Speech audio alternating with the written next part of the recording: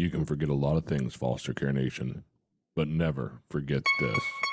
You're listening to Unparalleled Studios. I signal. Foster Care Nation, listen up. This is Foster Care and Unparalleled Journey. Strength for the powerless, courage for the fearful, hope and healing for wounded hearts.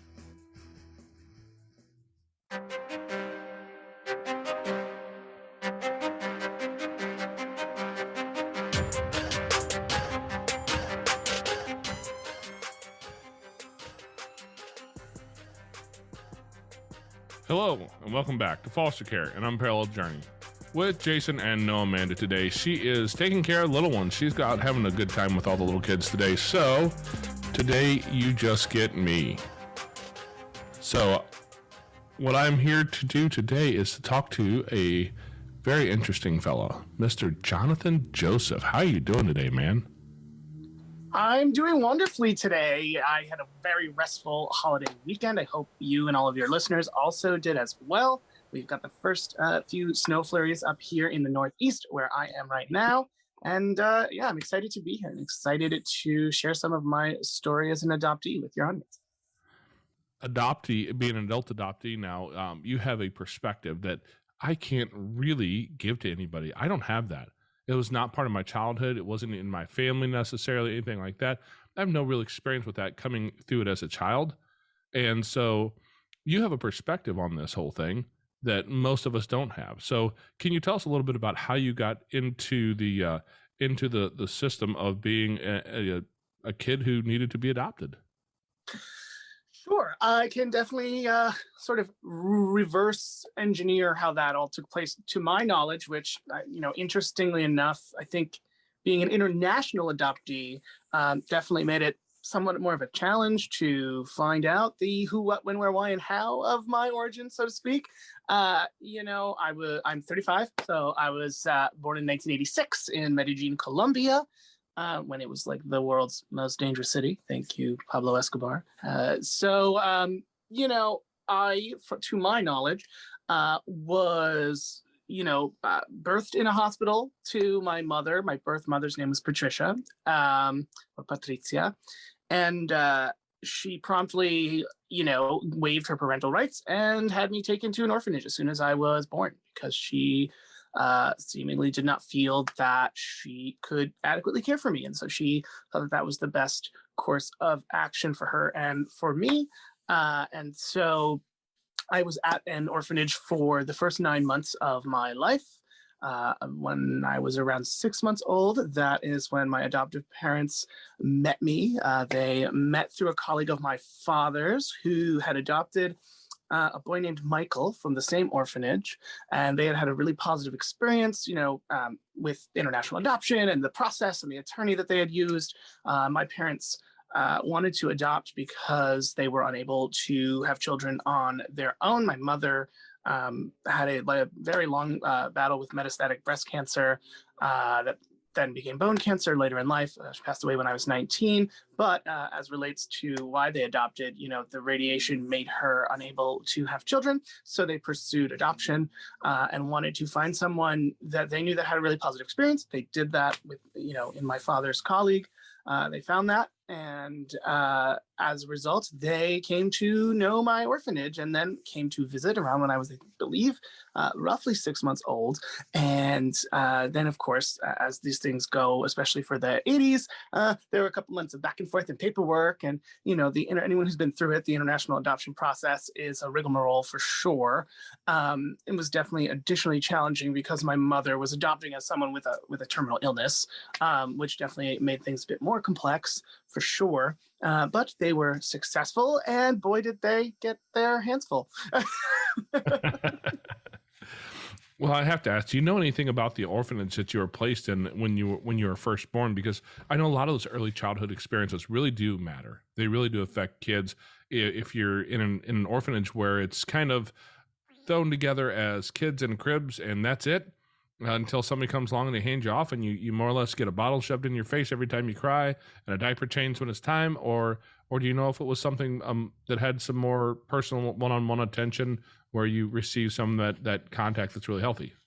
Well, so from my understanding, it was definitely the former rather than the latter. It was the name escapes me, and it's on the tip of my tongue. And I will probably randomly shout it out later when it comes to me.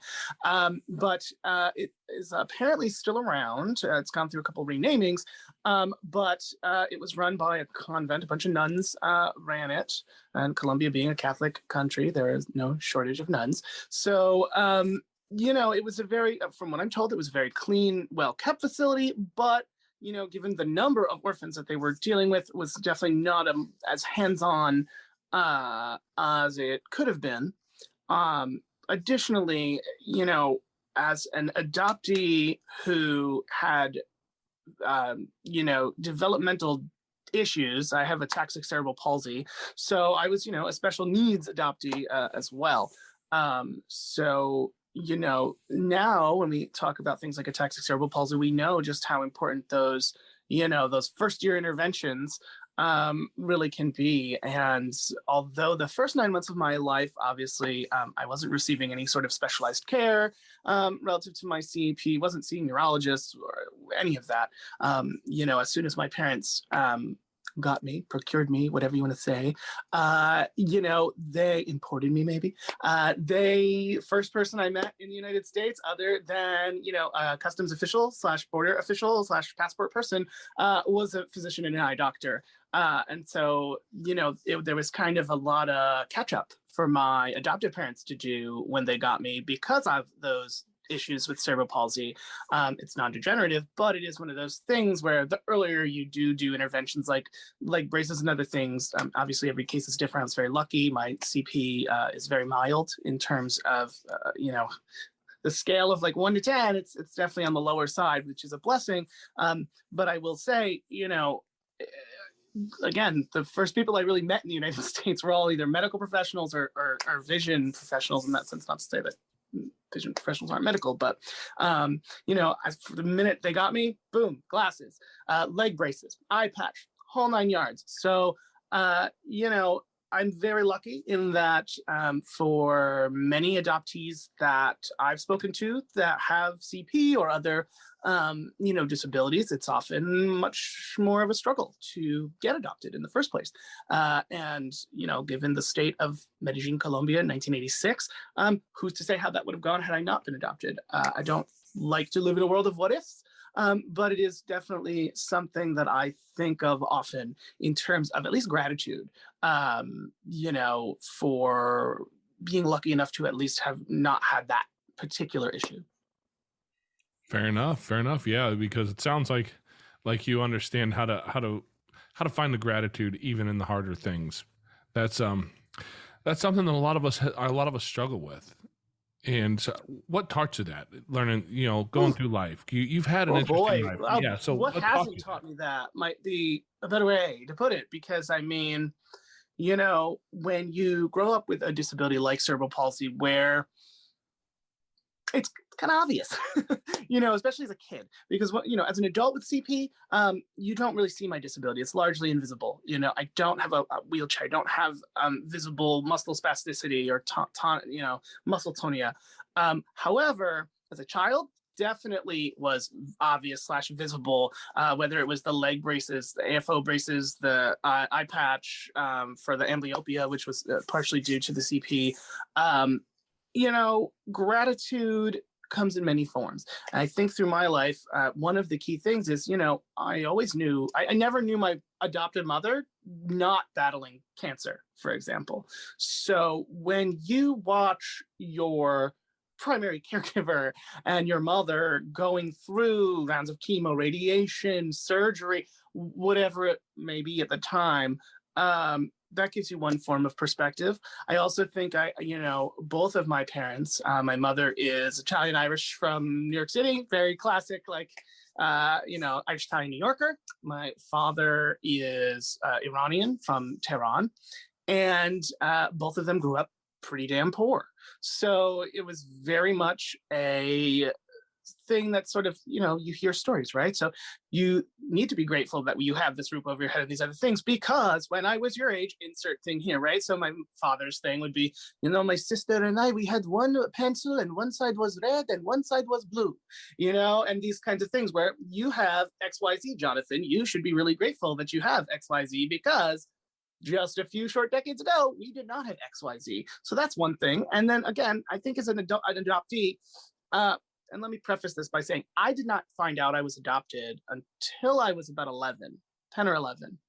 And it was mentioned to me very casually as my father was like cutting the lawn. It's kind of this like off the cuff thing. And I was like, oh, okay, guess that's a thing. Now, as a result, I didn't necessarily grow up knowing that I was adopted and having gratitude in that sense. But as soon as I found out I was adopted, it was one of those things where it was like, wow, that could have ended much more, way differently, when I think adult adoptees, we have a unique sort of construct of time just by virtue of the conventional way of things being different for us. And so for me, my childhood, there was like phase 1, everything is the way it is. Phase 2, oh, actually, maybe not. Maybe it's not exactly how it looks. Oh, I mean, I know I look like my adopted parents, but like that's a fluke,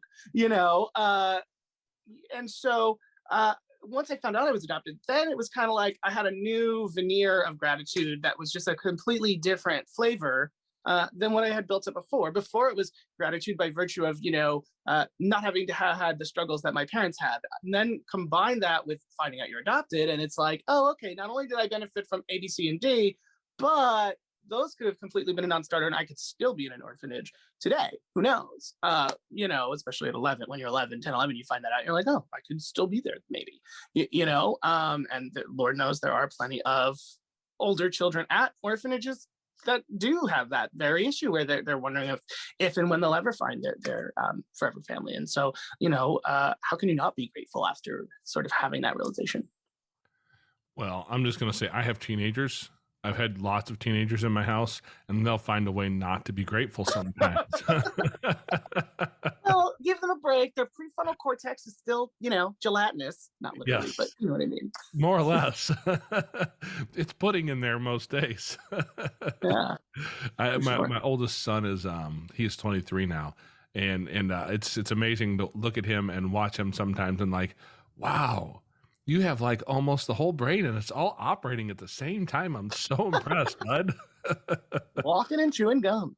Oh yeah, he's actually, for a 23-year-old kid, I'm just gonna say he's been off to the military and did his time there. He's out and he's already bought his own house. And I'm like, okay, wow, you're doing way better than I did. I'm not gonna make too much fun of you at this point because you did the smart stuff. Because all the mistakes I made, I tried to push him in a little bit different direction and so now he's at 23. He's a homeowner, and I'm like, yeah, all right, way to go, dude. You're killing it because I didn't have that at that point. We had kids at his age. I already had kids at 23. I think we had at least 3 kids we were raising at that point.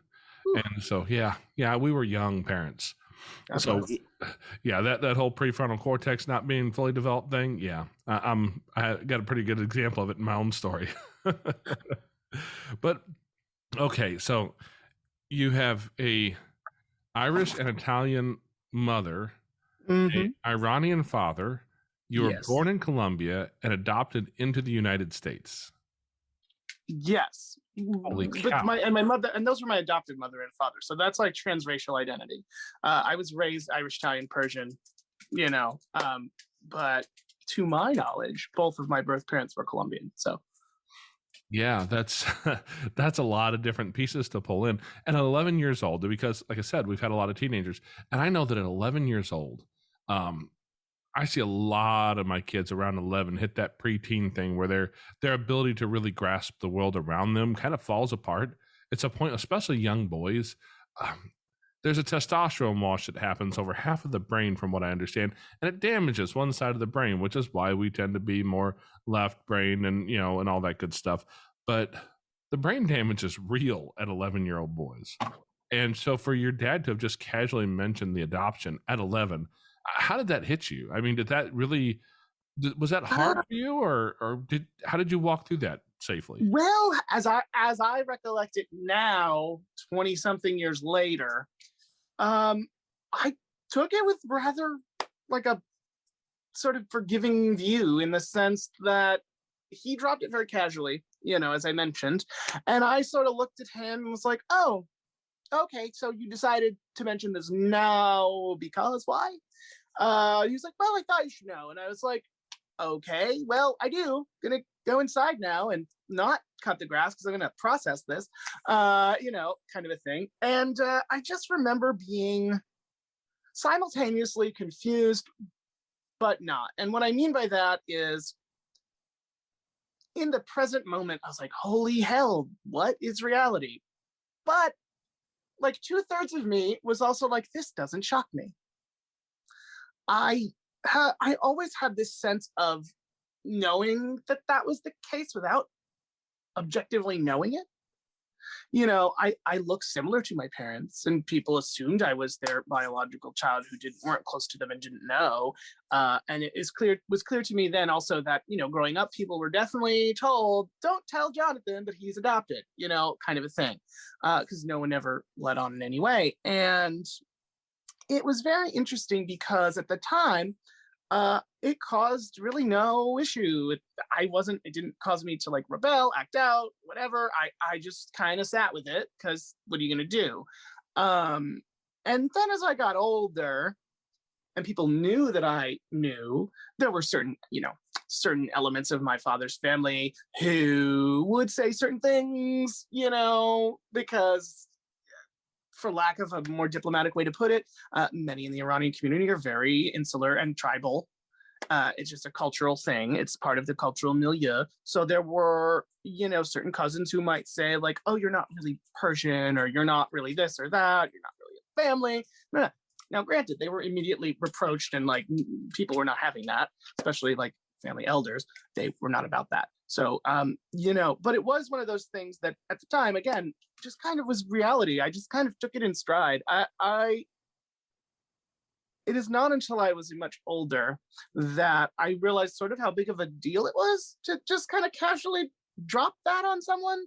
Because for me, it was just the way reality unfolded, And I mean, I came out as like queer when I was 14. So I got them back like 3 years later with the, truth bombs. So it was. I love that. Yeah, well, so how did that really affect? Because I know that can depending on the community that your family is from. I don't know that much about the Persian community, but I'm going to assume that there's probably at least some elements of that really look down on any kind of non-normative, heterosexual type approach. And Irish Catholic, I could see that having some issues. Yeah, I mean, didn't really get much pushback from the extended family because they didn't really give me much pushback on that front. My father definitely had a lot of issues with it and processing it and dealing with it and handling just that fact of my life. I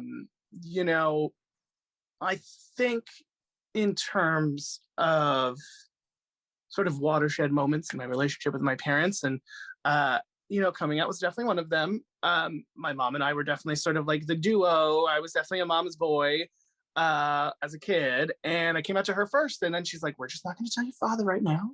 We're going to figure out how to do that, sort of a thing. So she was fine with it. He was he was a Persian man born in Tehran in the 40s. So, that carries with it a very certain set of social mores and conventions. And honestly, it took him probably the better part of 20 years to like fully get over it.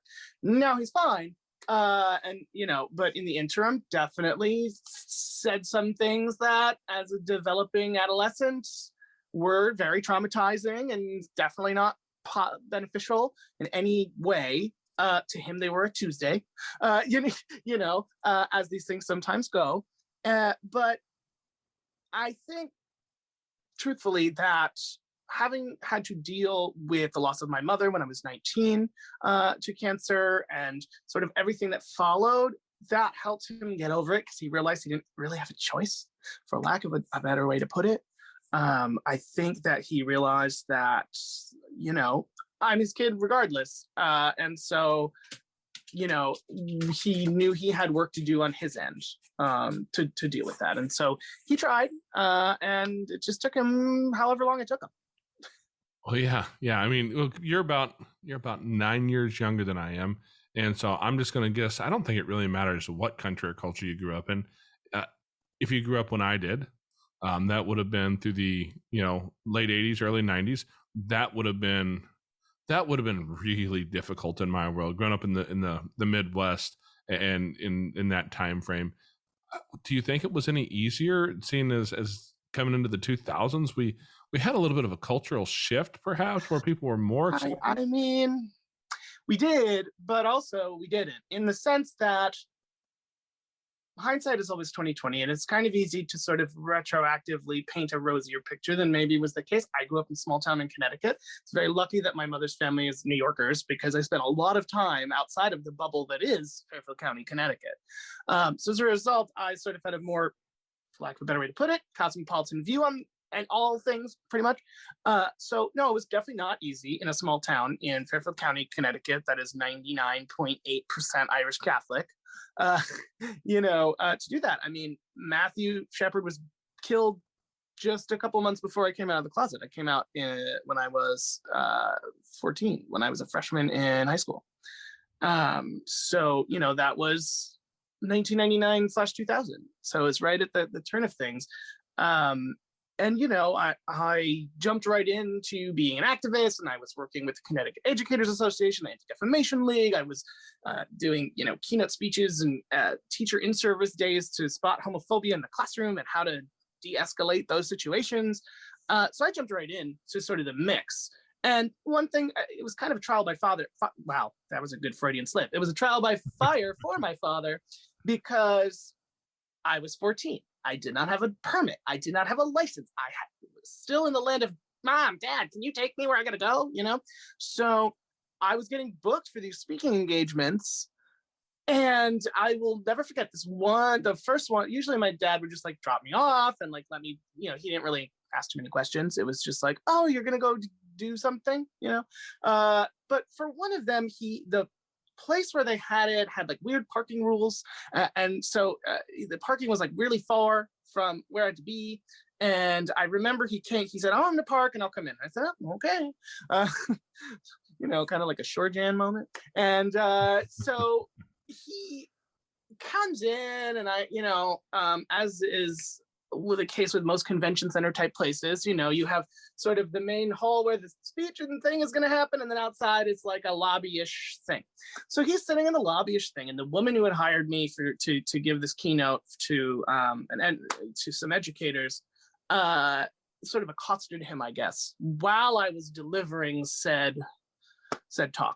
And I came out, and we leave, go on our merry way. We get in the car, and he says, the woman, Michelle, she said that, I'm never going to have to worry about you because you are so articulate and are so passionate. And I have no idea what you're doing with any of this stuff, but it's clearly good. So I'm trying to figure it out. It was kind of his first sort of crack in the veneer, so to speak. I can definitely hold him accountable for some of the negative things, but I do have to give him credit where credit is due in his own way for where he came from. That was definitely not an easy conversation for him to have. And I just remember on his face that sort of I could watch him sort of doing the calculus of reality, as he was experiencing that. But years later, he would tell that story to people and be like, I didn't understand any of this, but then he gave this talk and this woman came out and she spoke to me while he was speaking. And apparently whatever she said to him was very helpful in at least getting rid of that sort of generational inertia about the coming out thing. And it became a little easier for him. That was around when he stopped, trying to find shrinks that would tell him they could fix me and all that. I mean, they tried that whole rigmarole, go to a couple shrinks to see which one will tell you what you want to hear, and none of them did. And So that didn't work out in their favor. It was just a hassle.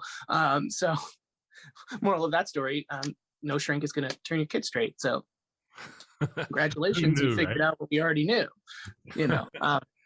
Yeah, but in that time frame, you know, I growing up in that time frame, I know that was a big thing in culture at that point. We were at a point where culture was, I think, in the birth pains of some change there, and it was just something you didn't see very much of.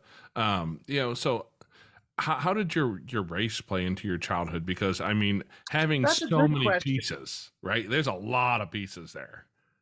That's a good question. I mean, on the one hand, it didn't, in the sense that because I was often viewed as my adoptive parents' biological child, my mother is white, my father is a flavor of brown.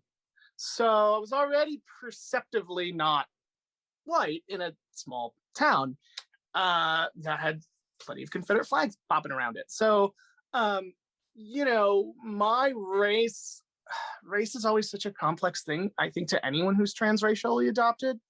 I think that there's also a division to be drawn between like race and ethnicity, where I view myself as multi-ethnic, but race-wise, you know, I consider myself Hispanic. According to Ancestry.com, I have a little bit of white in there, so like we could say biracial in that regard. And I'm sure, being, you know, the colonial history of Colombia, it's Spanish white, you know, European Spanish white, mixed with, you know, in Colombian. So I never really thought about my race. And then when I sort of became Hispanic, and I'm going to put that in air quotes and say that so your listeners understand what I mean, it was a very interesting experience. And the reason for that is growing up in a place like Fairfield County, and I grew up riding horses, which was something that was therapeutic for my CP. That was like how I got into it. But then I was actually kind of good at it. So then I did the show jumping and the whole nut. And that is a world where, especially at that time, anything that deviates from sort of, you know, Brenda flavored whiteness is not the best thing. Or at least that is the cultural milieu that you're within.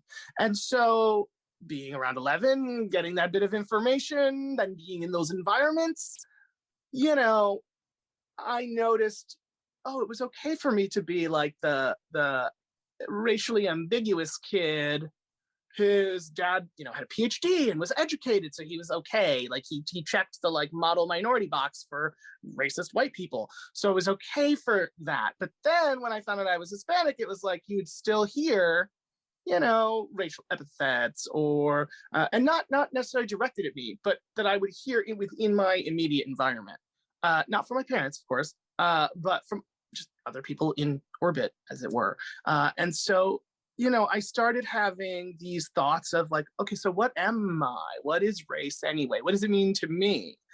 And I realized that none of it mattered.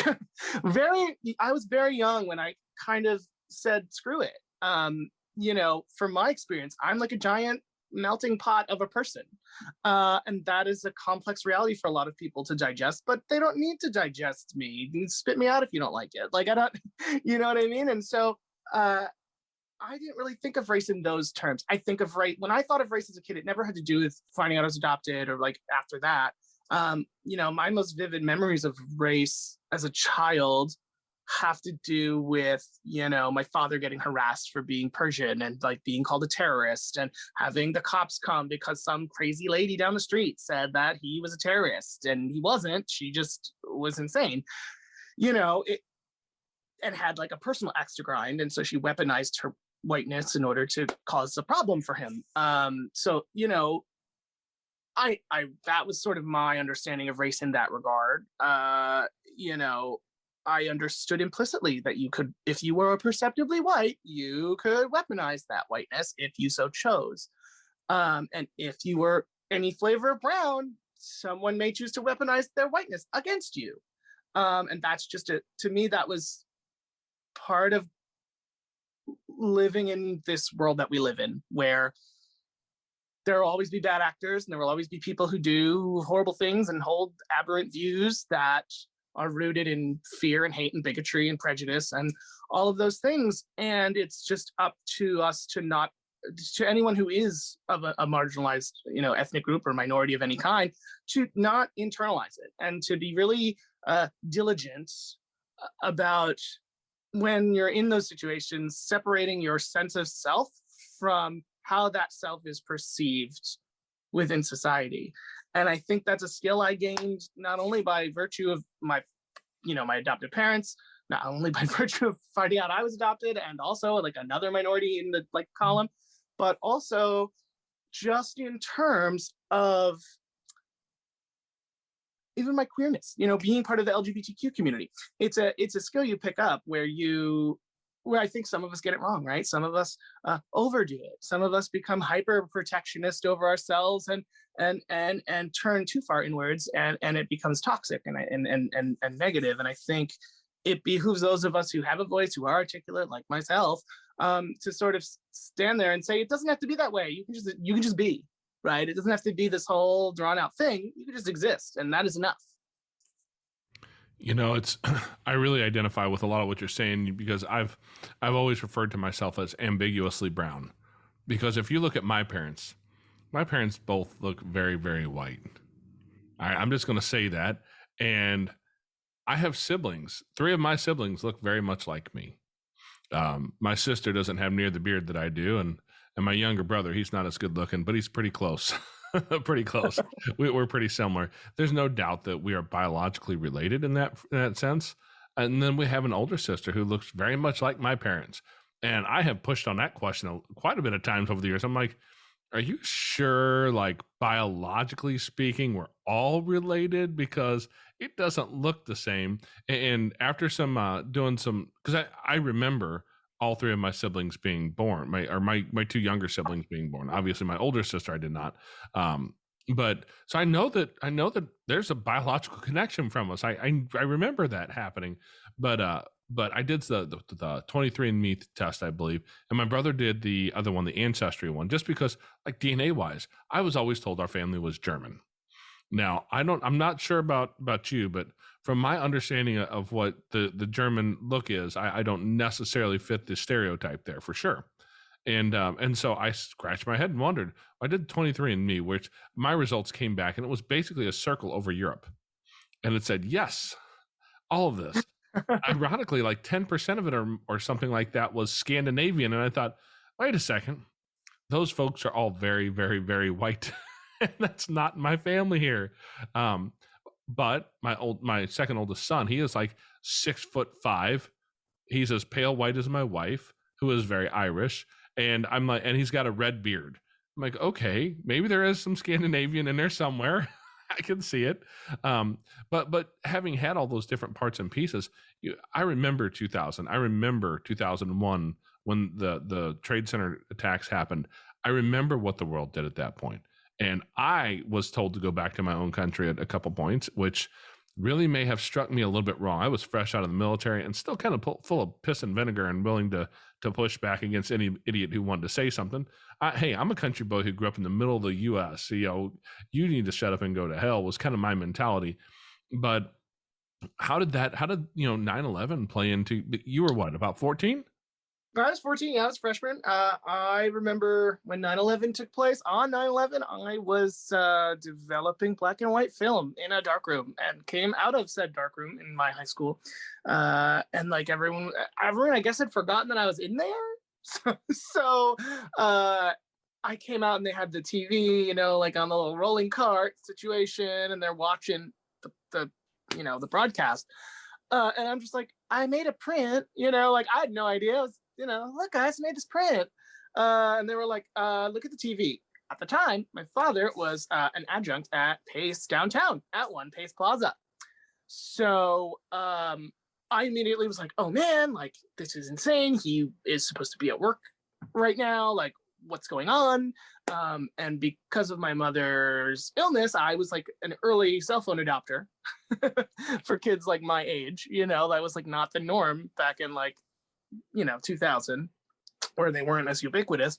And so I'm like on my phone, like trying to call my dad, be like, where are you? Are you there? And his phone's nothing's connecting because all this everything was down. I grew up an hour outside of New York City, so we're not far. And so, I just remember frantically trying to get a hold of him. Finally got a hold of him. He was fine. He had, for the one of the 5 times in his life, had decided not to go to work that day because he thought was getting a fever. So he wasn't there, so it was fine. But afterwards, man, from snide remarks about my last name, since it's Persian, that was a thing. Obviously, there were, the uptick, and I was already getting bullied for the gay thing, so people just kind of threw the brown thing in there. For me, it just kind of all sort of faded into background noise because I was like, okay, like I've been hearing this for a hot minute. You're just tacking something else on there. I don't really care. You know what I mean? So, for 9/11, at least in my small town, being on the New York border, it was a very jingoistic time. I mean, growing up in a household that is Persian, you study politics, a lot more than maybe your average bear, so to speak, because of the ramifications of CIA interventionism and all the different things we repeated as mistakes relative to 9/11 in Afghanistan. So, when that all happened, I mean, I was a rather precocious sort of teenager, even at 13, where I had read a fair amount of books on, the Iranian Revolution and the two-day party and the growth of communism within Iran through the Russians. I had way too much information in certain ways relative to the geopolitical history of the Middle East. And so,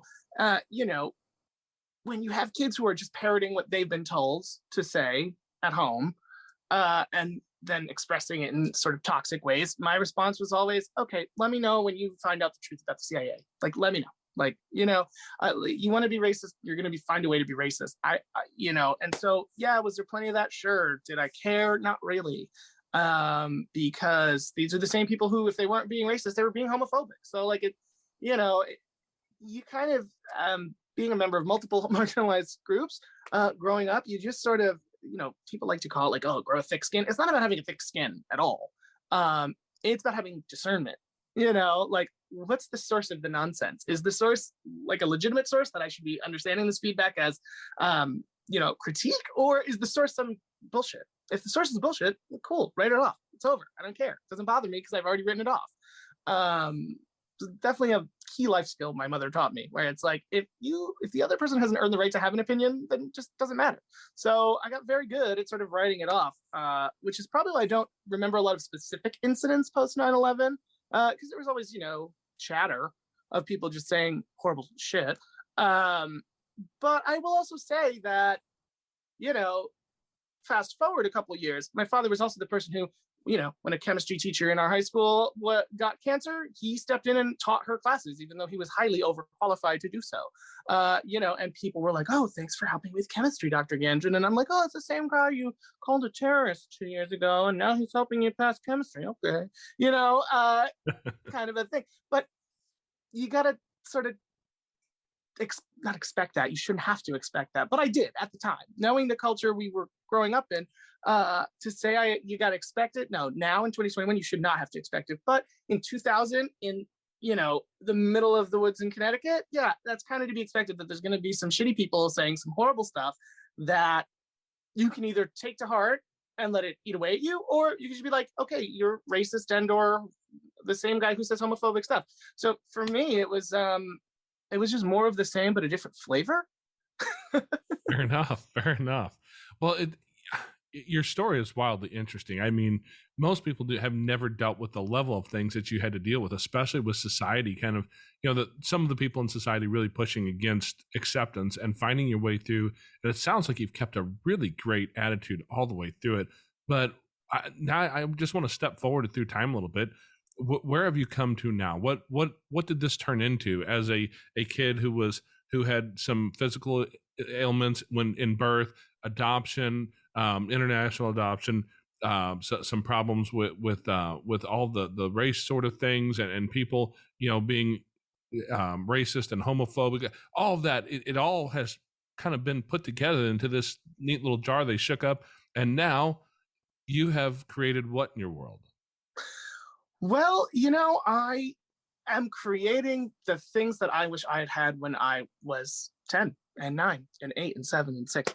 I have sort of alchemized it all into my passion, which is called Little Red Fashion. We're the first children's fashion education technology and publishing company in history.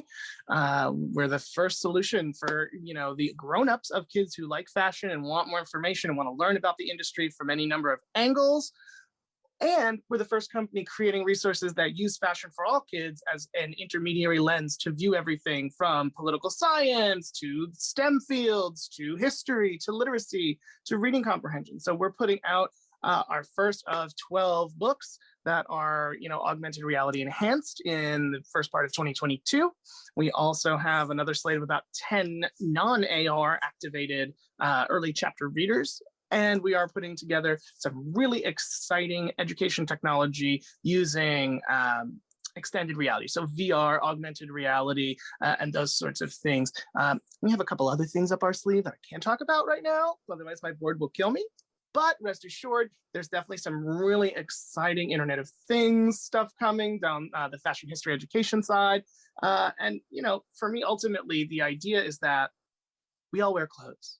And no matter what your family looks like, where they come from, what they're dealing with, clothing is something that almost everyone has at least one story or one person in their life that they relate to through clothing. It could be grandma, the smell of grandma's Chanel No. 5 that to this day, like you peg it and like it smells just like her and you miss her and it's a thing. Or it could be that one sweater that was given to you by an aunt or whatever it is. We tell stories through our clothing. And the idea with Little Red Fashion is that fashion is for everyone. And it's a way for us to learn both about ourselves and the world around us and build bridges of cultural understanding, right? So our first book, The Little Red Dress, follows a dress as it goes through its life from sketch to sample to runway to showroom to photo shoot, and then it gets packed away, has an existential crisis in its box, gets taken down 20 years later, and then gets fixed up, taken to a consignment store, picked up by a museum curator who finds it in the consignment shop, and finally ends up in an exhibition in a museum.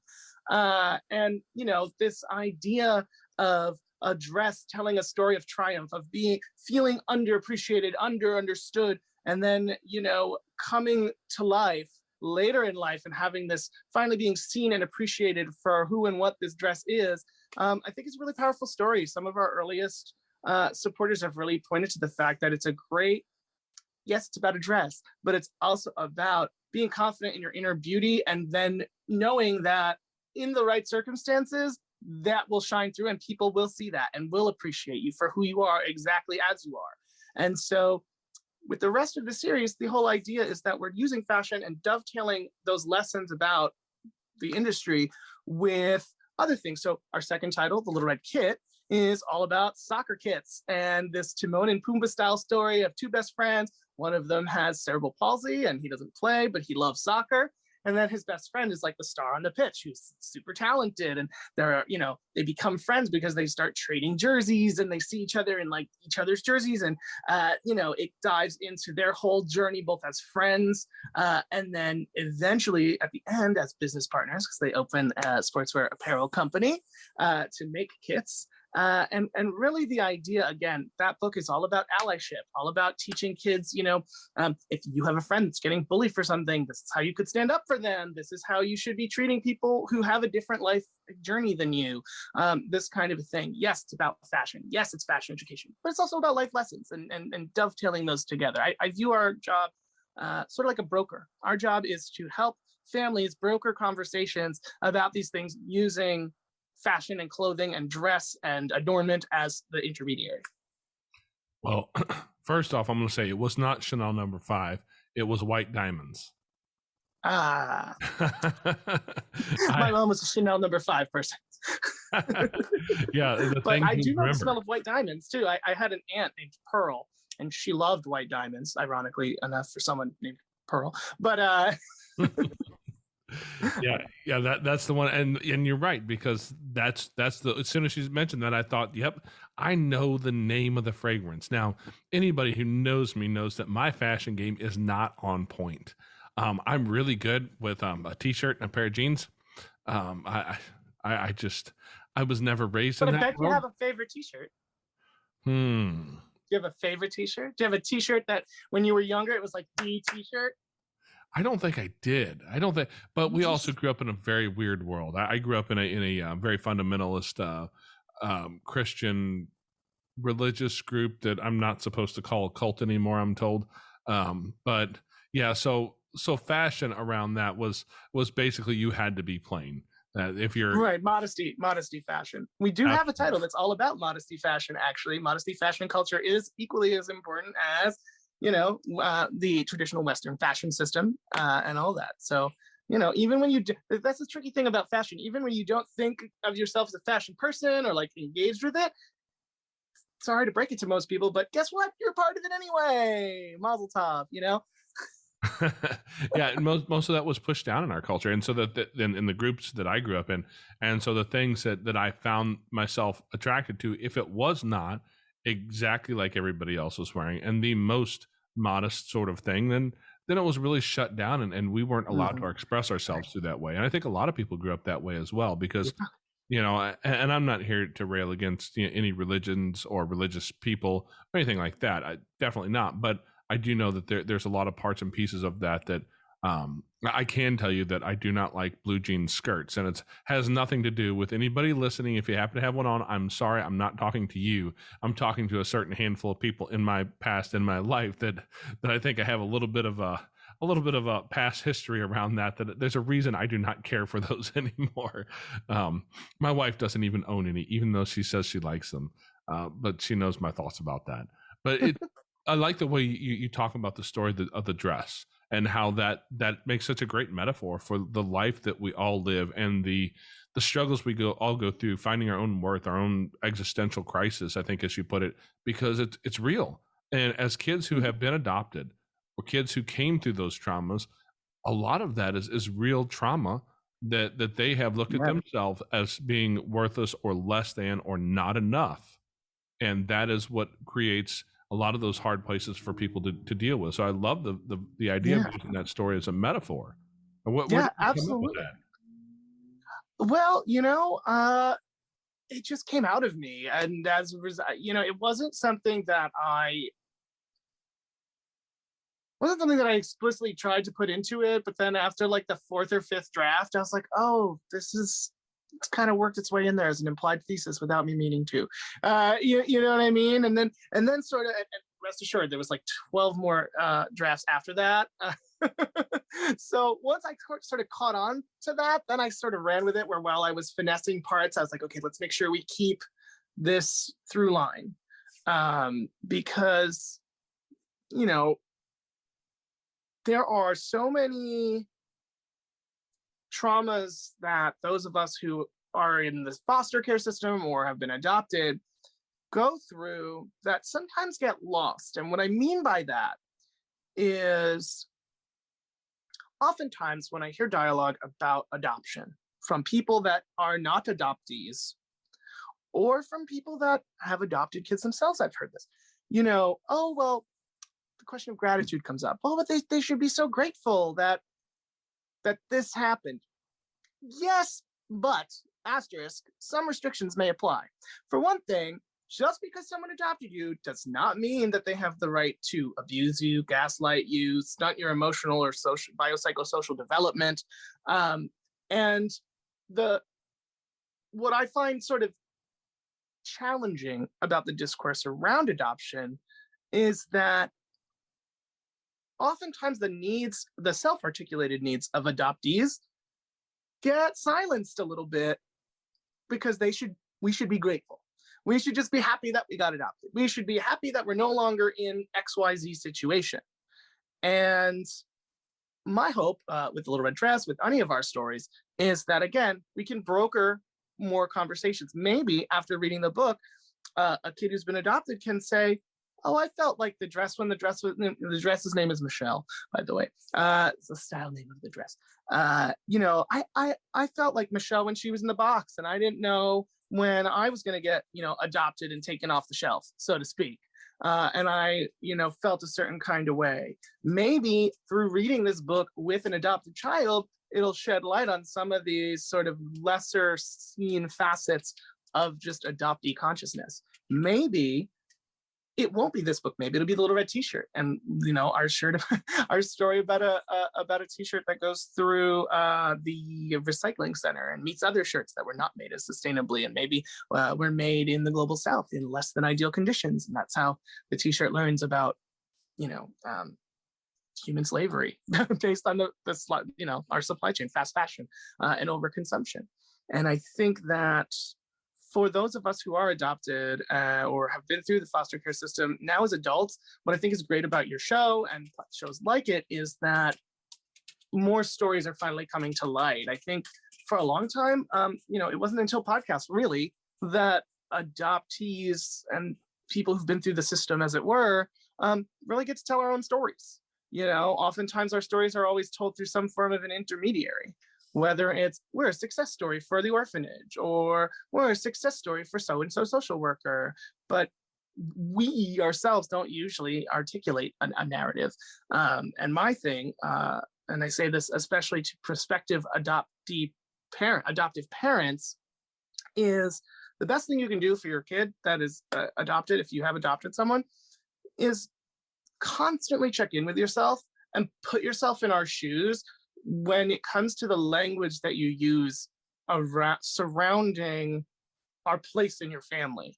It should always be just a given that we are part of the family. There should never be a, you should be grateful that, you should, I did this for you, therefore XYZ. Because I know some of the most damaging things that were ever said to me, not by my parents, but by peripheral adults, were things like, you must be so glad that they did all this for you. Let's be real. Being a parent is a choice. It's a beautiful choice, but it's a choice. And when we use language like you should be grateful for, or if they did not adopt you, or whatever it might be, for a kid, that puts us in a really shitty headspace where if our parent or parental figure is doing something wrong, or in the case of, in my situation, maybe being really homophobic or doing things that are otherwise psychologically damaging and traumatic, that kind of language makes it much easier for us in the moment as children to say, how I feel about this doesn't matter because I should just be grateful that I'm not still in that orphanage. And we're maybe less likely to then express that because we don't feel like we have a right to, because we should just take the crumbs we were handed, so to speak. And so just like language, I think, is the biggest thing that if I had a time machine and I could go back and tap certain adults on the shoulder when I was a kid after they found I was adopted, I'd be like, maybe you shouldn't say that. Maybe that's damaging, because language matters. Absolutely. And over the last, about 13 years or so that we've been an adoptive family, some of the things that I've heard other people say are so challenging to deal with in a polite and kind way. Yeah, because honestly, we didn't have it all figured out at the beginning. I'm certain we did lots of it wrong, but we've adopted four kids now, and 3 of them have mixed heritage. And one friend of mine, and again, I'm in the Midwest, and we're kind of a rural setting out here. And I had one friend of mine who leaned over when he met my kids at first, and they were very young, and he says, "Is he half black?" He says it real quiet in my ear. And I looked at him, and I couldn't help but mess with the guy a little bit and just look at him and say, no, he's half white. Just to kind of like illustrate, like, what kind of a ridiculous question is that, right? I mean, come on. How about he's a human? Right, exactly. And I think, it's funny because before I knew I was adopted, I probably tuned all of that out. And I'm sure that other things were said that I just didn't even register. But then after I knew I was adopted, I was like, oh, okay. I think it boils down ultimately to the fact that none of us are responsible for policing anyone else's identity. And for adult adoptees, for adolescent adoptees, all that we should be thinking about is how do we best empower them to explore their own identities on their own terms, in their own ways that resonate with them and leave them feeling built up rather than torn down. I love that. I do have one quick question, though. I know we're kind of bumping on the edge of our time we have here available today, but I want to make sure that we talk about where people can find you and find your books. Sure. So you can find everything Little Red Fashion at littleredfashion.com, where you can sign up for our saucy little newsletter. And if you are an Instagram person, you can absolutely find us there at Little Red Fashion Co. Little Red Fashion Co. We have a wonderful in-house fashion historian, Rachel Elspeth, who manages our Instagram. And every Thursday, we interview industry professionals, asking them their favorite books, what advice they give kids that are interested in what they do, as part of our I Can Do That interview series, which in 2022, I will be joining your ranks as a podcaster, because we will be shifting to a podcast format, which should be really exciting as well. And when you head to our website, you can hit the shop button and you can pre-order your copy of The Little Red Dress. It ships in February, and I'm very excited to share it with everyone. Ultimately, we are here as an independent, book publisher. We are a member of the Independent Book Publishers Association, and as such, I really, really, really appreciate everyone who buys any of our books. And I will say this: if you're interested in getting free books to kids, particularly children whose classrooms have either opted into our program, or who are children who are unfortunately in a children's hospital. And as a kid with CP, I spent fair amount of time hooked up to lots of electrodes in children's hospitals, so God bless them all. There's ones in every state.